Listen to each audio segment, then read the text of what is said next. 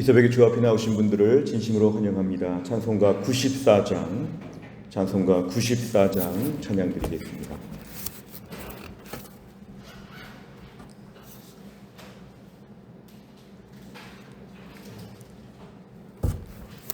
찬송가 94장입니다.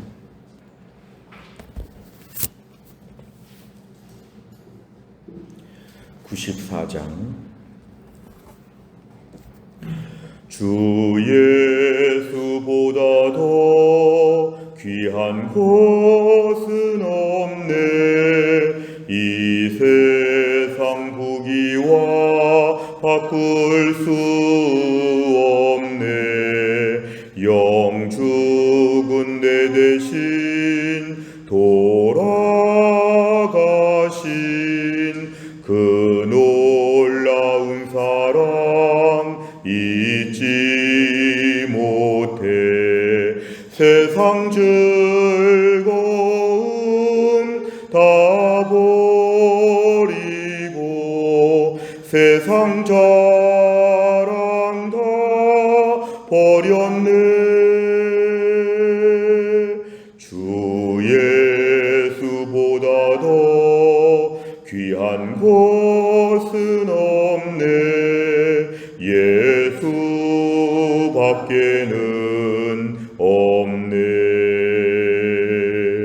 주 예수보다 더 귀한 것은 없네. 이 세상 명예와 바꿀 수 없네.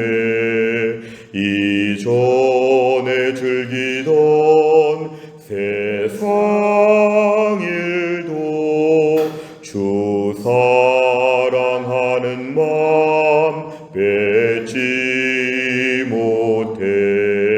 세상 즐거움 다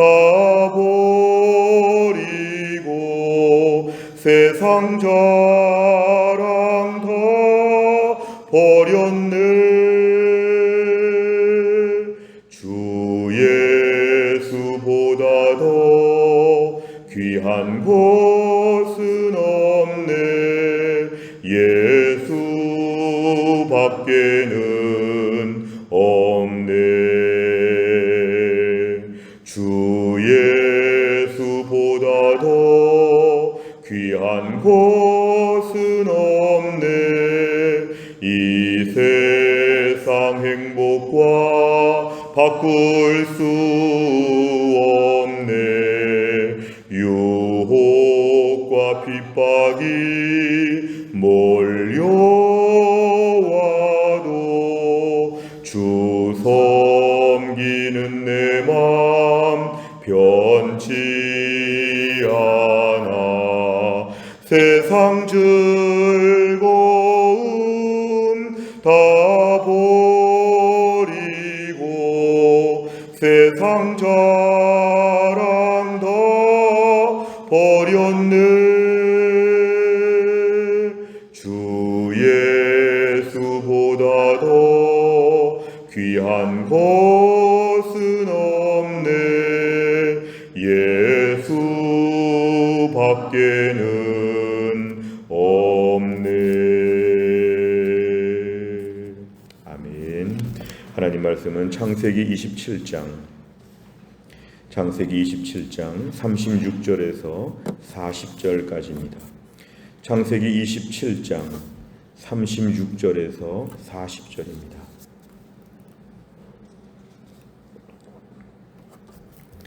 창세기 27장 36절에서 40절까지의 말씀 저와 한 절씩 교독하겠습니다. 에서가 이르되 그의 이름을 야곱이라 함이 합당하지 아니하니이까 그가 나를 속임이 이것이 두 번째니이다. 전에는 나의 장자의 명분을 빼앗고 이제는 내 복을 빼앗았나이다. 또 이르되 아버지께서 나를 위하여 빌 복을 남기지 아니하셨나이까. 이삭이 에서에게 대답하여 이르되 내가 그를 너희의 주로 세우고 그의 모든 형제를 내가 그에게 종으로 주었으며 곡식과 포도주를 그에게 주었으니 내 아들아 내가 네게 무엇을 할 수 있으랴. 에서가 아버지에게 이르되 내 아버지여 아버지가 빌 복이 이 하나뿐이리이까 내 아버지여 내게 축복하소서 내게도 그리하소서 하고 소리를 높여 우니 그 아버지 이삭이 그에게 대답하여 이르되 네 주소는 땅의 기름짐에서 멀고 내리는 하늘 이슬에서 멀 것이며 같이 읽습니다. 너는 칼을 믿고 생활하겠고 내 아우를 섬길 것이며 내가 매임을 벗을 때에는 그 멍에를 내 목에서 떨쳐 버리리라 하였더라. 아멘. 오늘 말씀 창세기 27장에서 지금 에서는 자기에게 당연히 보장된 줄 알았던 그러한 축복에서 그런 배제가 되고 오늘 36절에 보니까 이제 아버지 이삭 앞에서 계속 하소연하고 있습니다.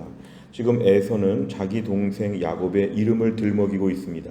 그의 이름이 야곱이라 형의 발 뒤꿈치를 잡았다 혹은 사기꾼이다 속이는 사람이다. 자, 이것이 바로 내 동생의 특성이고 그의 성향인데 어떻게 그 이름대로 그렇게 살았는지 나는 지금 2번이나 속았습니다. 장자의 명분도 뺏기고 복도 빼앗겼습니다. 사실 장자의 명분은 흥정과 거래였죠. 이거는 팥죽과 함께 바꾼 것이기 때문에 오늘 에서가 이렇게 당당하게 말할 것은 아니었습니다. 팥죽을 받아 먹고 장자의 명분을 주겠다는 명백한 거래였는데 오늘 에서는 이렇게 추억합니다. 내가 속았다는 것이죠. 그러면서 장자의 명분도 빼앗겼고 내 복도 빼앗겼다고 하니까 오늘 에서는 자기 중심적으로 이 상황을 지금 해석하고 있습니다. 그러면서 이제 36절 하반절에서는 아버지 이삭에게 간곡하게 부탁하고 있습니다. 아버지가 복을 줄 때 그래도 좀 남긴 복이 있지 않겠습니까? 복이라는 것이 한 사람에게 100%를 다 줄 수 있겠습니까? 많은 복을 줬더라도 나에게도 조금 남겨진 짜투리 이런 복이 있지 않겠습니까? 하면서 계속 매달리고 있습니다. 37절에 보니까 이삭이 에서에게 말할 때 내가 그를 너희의 주로 세웠다. 이것은 그가 너의 주인이 된다. 다른 번역에 따르면 그가 너를 다스리도록 내가 했다. 그리고 앞으로의 모든 형제들은 다 그가 주인처럼 다스리게 되고 나머진 종처럼 될 것이고 곡식과 포도주의 모든 풍성한 것들도 다 내가 야곱에게 주었다. 이렇게 얘기합니다. 그러면 37절 끝에 보면은 내가 내게 무엇을 할 수 있으랴. 이제 복이 없다는 것입니다. 이제 에서에게 복을 줄 것이 없다. 결국은 38절에 보니까 에서가 또 한 번 얘기합니다.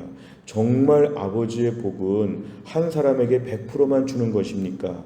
다른 복이 좀 없습니까? 나에게도 좀 복을 달라고 계속 얘기를 하는데 안 되니까 웁니다. 이제 장성한 아들이 복을 받지 못했다고 웁니다. 사실은 그 전에 자기가 팥죽 한 그릇에 장자의 명분을 팔 때를 보면 자기는 이러한 축복을 별로 바라지 않는 것처럼 그냥 일반인처럼 사는 것처럼 행동해 왔는데 이제 와서는 그러한 복을 굉장히 사모하는 것처럼 굉장히 여기에 관심이 많았던 것처럼 나에게도 복 좀 달라고 소리를 높여서 펑펑 울게 됩니다. 그러자 39절에 보니까 이삭이 하는 말은 뭐냐면은 내 주소 너의 살 거처가 땅의 기름짐에서 멀다. 이것은 기름진 땅과 멀다는 것입니다. 그것은 앞으로 농사 짓고 살기는 어렵다. 땅의 풍성한 소출을 얻기는 어렵다. 흔히 기름지다. 이것은 농경사회에서 매우 중요한 표현인데 너는 이제 앞으로 이렇게 농사 짓고 먹고 살기는 어렵고 하늘 이슬에서의 이런 모든 축복도 어렵고 결국에는 40절에 보니까 너는 칼을 믿고 생활한다는 것은 실제로 이제는 안정된 농경사회에 사는 것이 아니라 이제는 거친 들판에 산다. 나중에 에돔족 속에 사는 세일산을 보면 그 세일산의 지역이 매우 험악한 지역이라고 고고학자들이 얘기를 하는데요. 결국에는 거친 아주 야인과 같은 삶을 살게 되는데 그러면서 이제 아우 동생 야곱을 섬기는 삶으로 그는 이제 확정이 됩니다. 내가 매임을 벗을 때에는 요것은 좀 어려운 번역인데요. 쉽게 말하면 내가 애쓰고 힘쓰면 조금 자유로워질 수는 있다는 뜻입니다. 내가 매임을 벗으려고 애쓰고 힘쓰면 내 멍에가 조금 가벼워질 수는 있는데 결국 이제 어쩔 수 없는 것이죠. 동생과의 격차가 점점 벌어져서 나중에 다윗과 솔로몬 시대에는 완전히 에돔 족속은 이제 이스라엘의 지배를 받는 것으로 역사적으로 민족 대 민족의 관계가 지배자와 피지배자의 관계로 바뀐다는 것을 얘기합니다. 그러니까 결국 오늘 본문에서 에서는 자기가 복을 받지 못한 것을 매우 분하게 여기면서 아버지에게 뭔가 좀 바라는데 아무런 복이 없다. 오늘 결론입니다. 내용 관찰을 보시면 첫째, 에서는 야곱이 자신을 속인 사건들을 어떻게 평가합니까? 36절에 보니까 에서는 이 모든 사건들 앞에서 결론적으로 볼 때 이거는 나는 잘못이 없는데 동생이 다 훔쳐갔다고 생각합니다. 동생이 나를 속여서 그는 이름값을 했다. 결국 사기꾼 동생 때문에 장자의 명분도 뺏기고 오늘 받을 축복도 나는 다 빼앗겼으니까 이거는 절대적으로 100% 야곱의 범죄고 자신은 지금 피해자인 것처럼 마치 경찰서에 가가지고 피해자 가해자가 나눠지는 것처럼 자신은 피해자 야곱은 가해자 이런 식으로 지금 풀이하고 있습니다. 두 번째를 보면 이삭은 복을 달라며 우는 에서에게 어떤 예언을 합니까? 39절과 40절에 보면은 더 이상 줄 복은 없고 너는 앞으로 농사 짓고 살기는 어렵고 너는 칼을 믿고 거친 인생을 살 것이다. 그리고 동생 야곱, 그리고 야곱의 후손들 앞에서 너희는 속박이 될 것인데 아우를 섬길 것이다. 이런 식으로 오늘 결론이 나고 있습니다. 세 번째를 보면 이삭은 왜 축복을 바라는 에서에게 땅의 기름짐과 하늘 이슬에서 먹을 것이라고 합니까? 그것은 일단 야곱에게 다 축복을 주었다고 하는 오늘 본문 이전의 내용을 통해서 우리가 알 수 있습니다. 하나님의 언약의 계보의 이 초창기에 아브라함과 이삭과 야곱으로 이어지는 언약의 정통성이 야곱에게 다 갔기 때문에 아브라함에게 말씀한 축복은 오늘 결국은 야곱에게 성취가 된다. 결국 이삭의 축복도 오늘 야곱에게 성취가 된다. 결국 오늘 야곱에게 모든 축복을 다 주었기 때문에 오늘 에서에게 돌아올 축복은 없는데요. 오늘 본문에 일단 우리 알 수 있는 것은 36절을 좀 중심적으로 보면 에서는 오늘 스스로 축복과 멀어지게 되었습니다. 에서는 그동안에 계속 인생을 볼 때도 그는 장자권에 대해서 아브라함의 언약에 대해서도 별로 관심이 없었고 이방 여자들과의 결혼을 또 하면서도 스스로 언약과 멀어졌는데 오늘 결론은 자기가 스스로 멀어지고 나서 오늘 모든 원망은 지금 아버지에게도 원망을 하고 그 다음에 동생한테도 원망을 하고 그러면서 오늘 본문의 이야기는 매우 안타까운 장면입니다. 스스로 축복과는 멀어진 삶을 살면서 왜 나에게는 축복이 없냐고 한탄하는 것이 오늘 에서인데 우리 오늘 신앙생활에서 반면교사가 됩니다. 하나님의 축복의 원칙과 하나님의 복 주시는 신앙의 원리와 스스로 멀어지면서 그 복을 또 바라는 이런 모순적인 삶이 우리에게도 참 많습니다. 하나님께서 우리를 사랑하셔서 하나님 백성 삼아주시고 이 땅에서 날마다 인도하여 주실 때 하나님 끊임없이 우리에게 말씀하십니다. 은혜롭게 사는 법, 하늘의 복을 받는 법, 시냇가에 심은 나무처럼 사는 법, 하나님의 축복을 받는 인생의 많은 원리들이 있는데 보통 사람들이 신앙생활 하면서도 그런 것과는 별도로 불신자처럼 살면서 세상의 화려한 면으로 살면서 복은 또 하나님께 받기를 원하는 사실은 이런 것이 모순인데요. 하나님을 우리가 오늘 복음 안에서 은혜로 생각하면 하나님 우리를 전인격적으로 총체적으로 우리를 다루신다면 하나님은 하늘의 복도 주시지만 우리에게 특별히 영적인 복도 다 주시기를 원하실 때 우리를 다루십니다. 그래서 순종해서 복받도록 축복의 원리에 맞게 살면서 하늘의 복을 받을 수 있도록 결국 중요한 것은 오늘도 하나님은 우리에게 축복해 주시는 조건들을 많이 제시해 주십니다. 그냥 주시면 믿음의 성장이 없으니까 하나님께 영적으로 뭔가 순종하면서 세상적인 것으로도 채워주시는 그러한 복이 뒤따른다는 것이죠. 오늘 본문의 에서는 하나님의 복과는 멀리서 멀찌감치서 뒤따라오면서 나중에는 그 복은 다 받고 싶어 했는데 우리가 이 땅에서 하나님의 복을 진정으로 받으려면 축복받는 법으로 우리가 들어와야 됩니다. 축복받는 시스템 안으로 우리가 들어와야 됩니다. 매일매일 살아가면서 스스로 하나님의 복과 가까워지게 하여 주옵소서. 성경을 보면서 믿음의 사람들이 어떤 복을 받았는가를 연구하고 또 믿음의 사람들이 받는 복에서 흉내를 내보는 것이죠. 제가 대학 다닐 때 믿음의 그 친구들을 보니까요, 믿음 좋은 강사님이나 믿음 좋은 선배들을 흉내내는 걸 많이 보았습니다. 교회 안에서 믿음 좋은 장로님, 권사님들을 흉내내는 것, 따라하는 것, 닮아보는 것, 복받는 비결입니다. 우리가 하나님께 복받는 비결은 믿음의 좋은 인물들을 따라서 복을 받고, 하나님이 이렇게 하면 복 준다면 한번 그 일을 해보는 것입니다. 그래서 오늘 에서처럼 나중에 원망하지 말고 우리가 오늘 믿음으로 선제적으로 복받는 삶으로 내가 먼저 매일 살아가다 보면은, 그러면서 믿음이 성장하고 믿음이 습관이 잘 들여서 안정적인 신앙생활도 하고, 그러면서 하늘의 복도 받고 모든 축복을 받는 비결이 있습니다. 하나님께서 우리를 가르치고 지도하시려고 그냥 안 주시고 하나님 앞에서 오늘 복을 사모하는 생활을 하기를 원하시면서 믿음도 좋아지고 축복도 받는 복을 우리에게 허락하여 주십니다. 네 번째를 보면, 세상적인 욕망에 눈이 멀어 남탓만 하고 영적인 풍요를 잃은 에서의 모습에서 무엇을 느낍니까? 오늘 본문의 에서는 원망을 많이 했고 자신의 잘못보다는 다른 사람의 잘못에 더 주목하고 있는데, 이러한 어떤 피해자 의식 같은 것이 우리에게 참 오늘 위험할 수 있습니다. 혹시 나는 최근에 내 삶의 어려운 문제들 앞에서 남들에게만 원인을 돌리지 않았는가? 때론 하나님을 원망하지 않았는가? 복 받을 수 있는 믿음의 삶을 살았는가? 하나님이 축복의 원인이 되는 삶을 살았는가? 하나님이 복 주시는 원인이 되는 삶을 사는 것이 참 중요합니다. 하나님, 오늘도 하나님이 어떻게 하면 우리에게 복을 주실 수 있을까? 우리의 삶을 돌아보는 것이 필요합니다. 내 안에 원망과 불평, 나는 잘못이 하나도 없고 다 남들 잘못이라고 하는 것이 우리 죄성 중에 하나입니다. 나는 늘 억울하고 나는 늘 속상하고, 오늘 36절의 에서와 같은 이러한 얘기를 이제 멈추고, 하나님, 제가 그동안 잘못했습니다. 장자권도 함부로 여기고 이방 여인과 결혼도 하고 계속해서 하나님과 멀어지는 삶을 살았사오니 회개합니다. 하나님, 잘못했습니다. 이렇게 에서가 나오는 게 마땅한데 우린 과연 이런 회개하는 마음들을 가질 수 있겠는가? 우리를 돌아보는 것입니다. 다섯 번째를 보면, 내 잘못을 돌아보기보다 다른 사람의 실수를 더 탓했던 적은 언제입니까? 세상의 풍요로운 삶보다 하나님 안에서 누리는 하늘의 복을 소망하며 살기 위해 무엇을 실천하겠습니까? 또 한 날도 하나님께서 우리에게 복 주시는 원리와 방법들이 아직도 많습니다.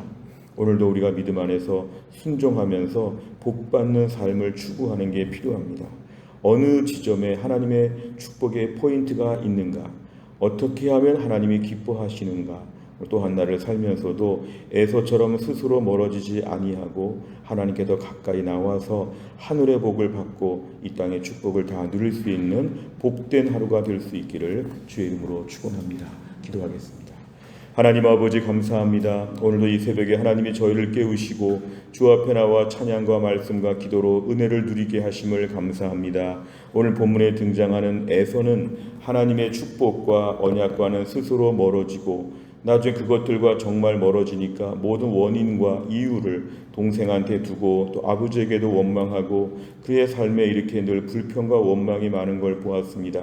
자신의 삶에 어려운 일이 벌어지면 다른 사람들 때문에 이렇게 되었다고 하면서 자신은 무죄인 것처럼 말하는 에서가 우리 안에도 있음을 고백합니다. 제 안에도 이런 마음이 있음을 고백합니다. 매사의 문제를 풀어가면서 나는 항상 잘못이 없고 다른 사람에게 잘못이 많고 나는 늘 억울하다고 하는 이런 분한 에서의 마음이 저희에게 있음을 회개합니다. 하나님, 우리 안에 오늘도 우리 인생 가운데 그동안의 에서처럼 축복과는 스스로 멀어지게 살았던 것이 있으면 주님 다 용서하여 주시고 오늘도 하나님이 축복해 주시는 은혜 받는 비결대로 살아갈 수 있도록, 영적 신앙의 원리대로 살아갈 수 있도록, 그동안 들은 말씀대로 살아갈 수 있도록 하나님이 함께하여 주시옵소서. 시냇가에 심은 나무처럼 오늘도 하나님의 은혜 가운데 풍성한 삶을 살게 하여 주시고, 하나님이 하지 말라고 그러면 어려워질 거라고 하는 경고의 말씀을 듣고 악한 일에는 발을 담그지 않게 하여 주시고, 또 한 날 복받는 삶을 추구하며 하나님 보시기에 온전한 믿음의 하루를 살 수 있도록 하나님이 함께하여 주옵소서. 하나님, 전국적으로 최근에 며칠 동안 많은 비가 내려서 어려움을 당한 지역들이 많이 있습니다. 하나님께서 은혜를 베푸셔서 그 이재민들의 아픔을 하나님께서 헤아려 주시고 이번 한 주간에 속히 수해 복구 사업이 잘 진행되게 하여 주옵시고, 하나님 은혜 가운데 이번 한 주간이 이 땅의 모든 장마로 말미암아 비로 말미암아 어려웠던 사람들이 치유되고 회복되는 한 주간이 될 수 있도록 하나님이 함께하여 주옵소서. 하나님 특별히 교회 안에 신효승 권사님과 한재열 집사님과 허충기 집사님 하나님의 긍휼히 여기사 투석과 항암 치료를 잘 감당하게 하여 주옵소서. 무더운 여름철 우리 사랑하는 성도들, 특별히 연세 드신 분들을 하나님이 기억하여 주시어서 한 주간 영육간에 강건하게 살 수 있도록 하나님이 함께하여 주시옵소서. 하나님 아버지, 또 한 주간 동안 우리 군의관으로 복무하는 우리 도빈이를 기억하여 주옵시고, 또 우리 준우가 연말까지 군대에서 하나님 복무해야 되는데 준우가 잘 감당하게 하시고, 또 현서가 논산훈련소에 있는데 군 훈련 잘 받을 수 있도록 하나님이 함께하여 주옵소서. 우리 성도들의 사업장과 직장을 하나님이 붙잡아 주옵시고, 또 하나님 아버지 우리 자녀들 공부할 때 지혜와 총명을 더하여 주시고, 이번 한 주간도 하나님과 동행하는 믿음의 삶이 되게 하여 주옵소서. 모든 걸 주님께 의지하오며 예수님의 이름으로 기도하옵나이다. 아멘. 매주 월요일마다 기도하는 100대 기도 제목, 교회 비전을 위해 기도합니다. 15번부터 28번까지 오늘 아침에 꼭 기도해 주시기를 바랍니다. 주기도문 하겠습니다. 하늘에 계신 우리 아버지여, 이름이 거룩히 여김을 받으시오며 나라의 임하옵시며 뜻이 하늘에서 이룬 것 같이 땅에서도 이루어지이다. 오늘날 우리에게 일용할 양식을 주옵시고, 우리가 우리에게 죄 지은 자를 사하여 준 것 같이 우리 죄를 사하여 주옵시고, 우리를 시험에 들게 하지 마옵시고 다만 악에서 구하옵소서. 대개 나라와 권세와 영광이 아버지께 영원히 있사옵나이다. 아멘.